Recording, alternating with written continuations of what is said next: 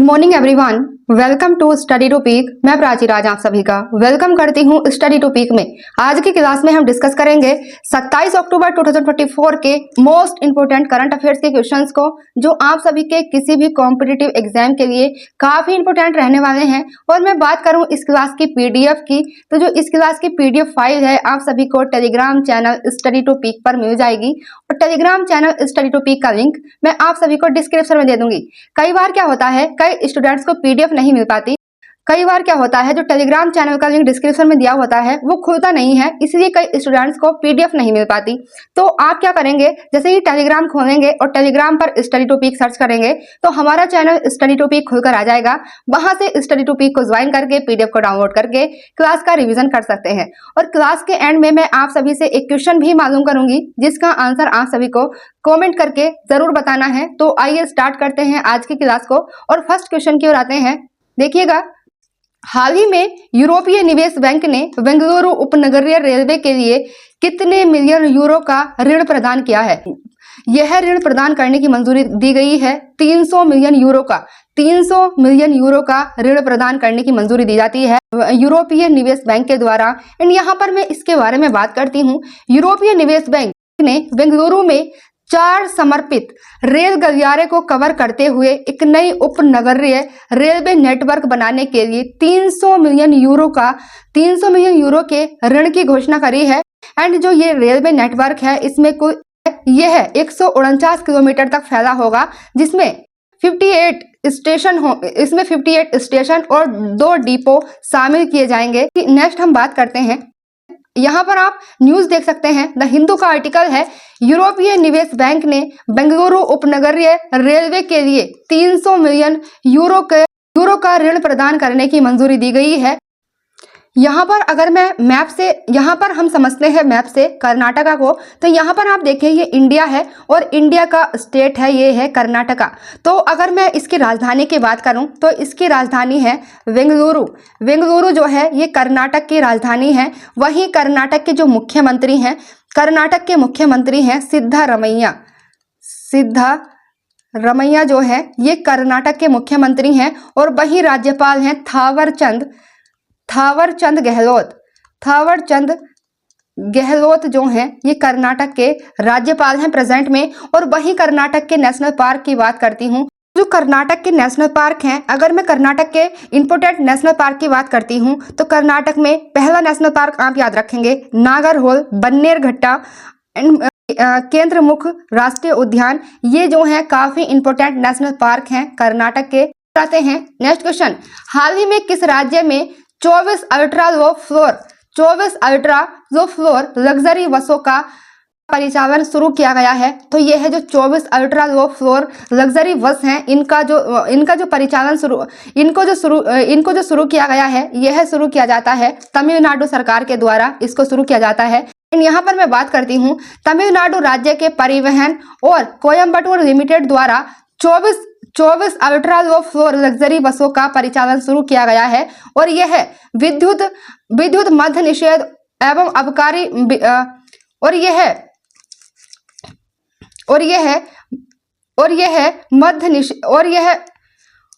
विद्युत मद्य निषेध एवं अबकारी मंत्री बी सेंथिल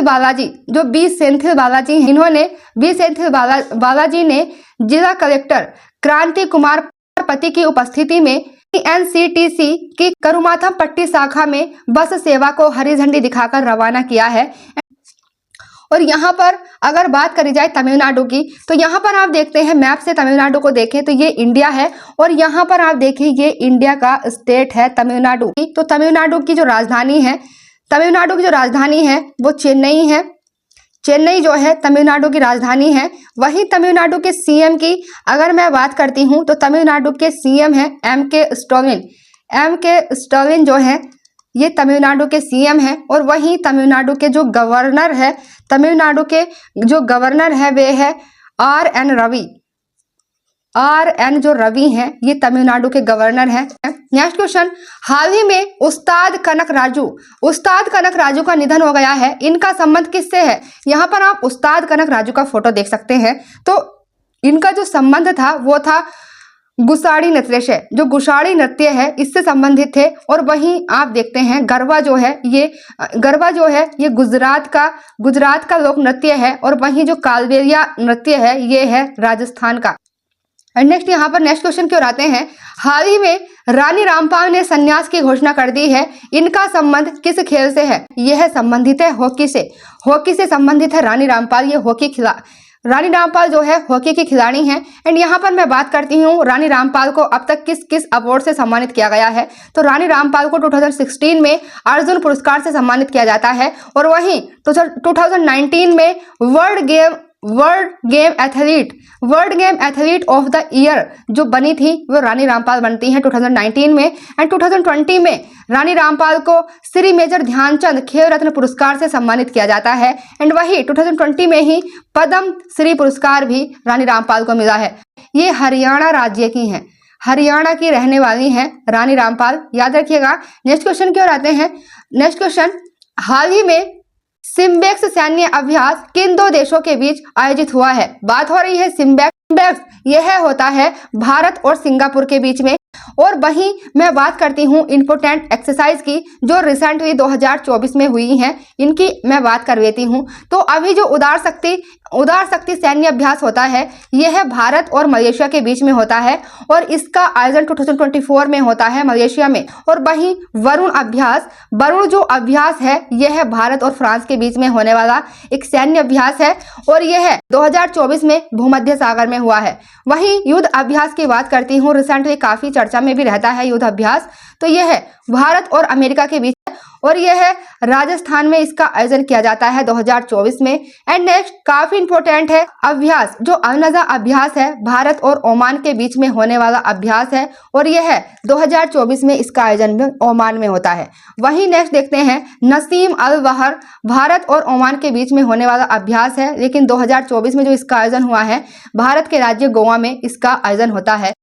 नेक्स्ट क्वेश्चन, हाल ही में प्रधानमंत्री मुद्रा योजना के ऋण की राशि को बढ़ाकर कितने रुपए कर दिया है? तो प्रधानमंत्री मुद्रा जो योजना है 2015 की योजना है। और इसके जो ऋण की राशि है उसको बढ़ा दिया गया है और वर्तमान में उसको बढ़ा करके 20 लाख कर दिया गया है। वहीं हम प्रधानमंत्री मुद्रा योजना की बात करते हैं तो प्रधानमंत्री मुद्रा योजना की शुरुआत जो होती है यह है 8 अप्रैल 2015 में प्रधानमंत्री मुद्रा योजना की शुरुआत होती है। और पहले जो था इसमें ऋण राशि थी 10 लाख थी, लेकिन अब 2024 में क्या होता है, अब 2024 में ये 10 लाख से हो गई है, डबल हो जाती है, 20 लाख हो गई है। अब प्रधानमंत्री मुद्रा योजना है इसमें 3 प्रकार के ऋण होते हैं, 3 प्रकार के ऋण आते हैं। पहला आता है शिशु ऋण, नेक्स्ट आता है किशोर ऋण एंड थर्ड पर आता है तरुण ऋण। नेक्स्ट क्वेश्चन की ओर आते हैं। नेक्स्ट क्वेश्चन, हाल ही में अंतर्राष्ट्रीय गीता महोत्सव 2024 का आयोजन कहां पर होगा? तो अंतर्राष्ट्रीय गीता महोत्सव जो है इसका आयोजन हरियाणा के कुरुक्षेत्र में होने वाला है। और ये जो अंतर्राष्ट्रीय गीता महोत्सव है यह 28 नवंबर से 15 दिसंबर तक चलेगा। एंड इसमें जो सहयोगी देश रहेगा वो रहेगा तंजानिया इसमें सहयोगी देश के रूप में रहने वाला है अंतर्राष्ट्रीय गीता महोत्सव 2024 में।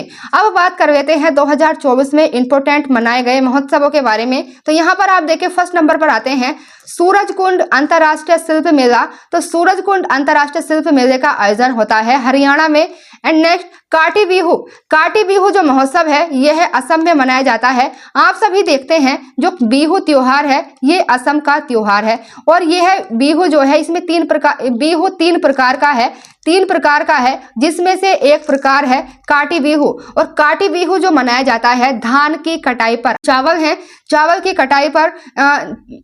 की कटाई पर मनाया जाने वाला त्योहार है काटी बिहू। फ्लाइंग जो महोत्सव है यह हिमाचल प्रदेश में मनाया जाता है। एंड नेक्स्ट देखें मेरा होंग चोंगबा महोत्सव मणिपुर राज्य का है। नेक्स्ट क्वेश्चन की ओर आते हैं। नेक्स्ट क्वेश्चन, हाल ही में कौन जामिया मिलिया इस्लामिया यूनिवर्सिटी का कुलपति बने हैं? जो जामिया मिलिया इस्लामिया यूनिवर्सिटी है इसके जो कुलपति हैं तो इसके कुलपति बने हैं प्रोफेसर मजहर आसिफ जो है वही नेक्स्ट क्वेश्चन की ओर आते हैं। नेक्स्ट क्वेश्चन काफी इंपॉर्टेंट है। हाल ही में 21वीं पशुधन जनगणना अभियान किसने शुरू किया है? तो हाल ही में जो 21वीं पशुधन जनगणना अभियान शुरू किया जाता है, यह शुरू किया जाता है राजीव रंजन सिंह के द्वारा।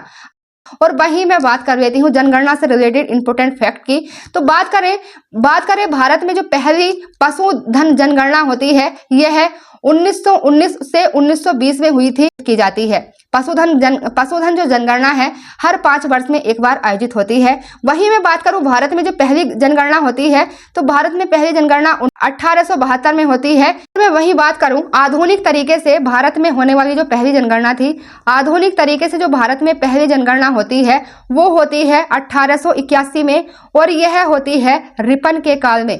रिपन जो था उस टाइम पर वायसरॉय था, और इसके टाइम पर भारत में पहली बार आधुनिक तरीके से जनगणना होती है। नेक्स्ट क्वेश्चन की ओर आते हैं।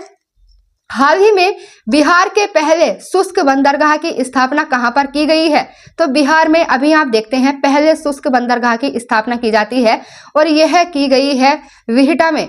बिहार के विहिटा में पहले शुष्क बंदरगाह की स्थापना की जाती है। तो अब हम करते हैं कल की क्लास का रिवीजन, अर्थात जो 26 अक्टूबर है, 26 अक्टूबर की क्लास का 26 अक्टूबर की क्लास का रिवीजन कर लेते हैं, क्योंकि रिवीजन करना कॉम्पिटिटिव एग्जाम की तैयारी करने वाले स्टूडेंट्स के लिए काफी इंपॉर्टेंट होता है।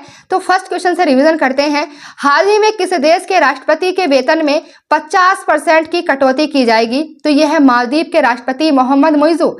मालदीव के राष्ट्रपति मोहम्मद मुइज़ू जो एक चीन समर्थक नेता है, इनके वेतन में 50% की कटौती की जाएगी। एंड नेक्स्ट क्वेश्चन, हाल ही में गृह आरोग्य पहल का शुभारंभ कहां पर किया गया है? तो गृह आरोग्य जो पहल है यह कर्नाटका सरकार के द्वारा शुरू की जाती है। नेक्स्ट क्वेश्चन, हाल ही में किसके द्वारा अखिल भारतीय प्राच्य विद्या सम्मेलन के 51वें अधिवेशन का उद्घाटन किया गया है? तो जो अखिल भारतीय प्राच्य विद्या सम्मेलन है, इसके 51वें अधिवेशन का उद्घाटन पतंजलि के गुरु बाबा रामदेव के द्वारा किया जाता है। एंड नेक्स्ट क्वेश्चन, हाल ही में विश्व पोलियो दिवस कब मनाया गया है? तो जो विश्व पोलियो दिवस है यह हर साल 24 अक्टूबर को मनाया जाता है। एंड नेक्स्ट क्वेश्चन, हाल ही में डॉक्टर नीना मल्होत्रा किस देश में भारत की एम्बेसडर बनी है? तो डॉक्टर नीना मल्होत्रा अभी रिसेंटली स्वीडन की एम्बेसडर बनती हैं। और स्वीडन की अगर मैं बात करूं तो स्वीडन की जो राजधानी है स्टॉकहोम है।